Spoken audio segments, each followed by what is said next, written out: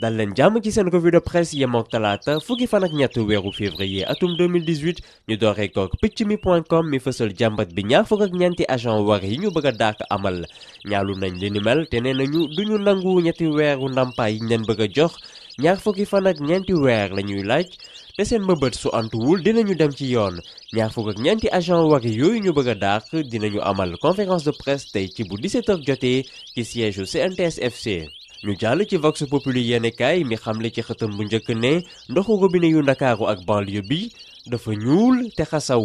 lim na ci Gueule Tapée Médina ak Ouakam waa Parcelles Guédiawaye ak Rufisque ñoom dañoo amul ndox sax faaf procès Khalifa Sall baa ngi wëy enquête yéenekaay jottali kàddu Khalifa Sall yile bëriwul ñu mës a nekk meeru Ndakaaru te amuñu terrain Dakar SAMES syndicat wu ñi di liggéey ci wér gu yaram di wéyal itam seen grève ndaxte leneen nguur bi waxagum ci seen ndaje démb bi dalul seen xel dinañu dajewaat ajjuma bi ñu dëgmal enquête yéenekaay moo ko xamle fa la ñuy des wax ci doxum ñaxtu étudiant privé bi nee nañu nguur bi su leen fayalul seen det yi ba ñu mën a jàng ci diikum ñetti fan dinañu yëngal gësam tàggat yaram stade yéenekaay lañ ciy àndal mondial 2018 Sénégal dina amal ndaje xaritu ak Ouzbékistan ñaar fukki fan ak ñett ci weeru mars bi ñu dëgmal ca Maroc Ligue des champions 19h45 Juventus ak Tottenham ñooy laale ñu jeexale site bii di Dakar Actu def benn vidéo ci lakk-lakk bi amoon Ankapa démb ci ngoon yàqu-yàqu yi bëri nañu fa bokk na ci ñaari néeg wante ba léegi xamaguñu li waral li ni mel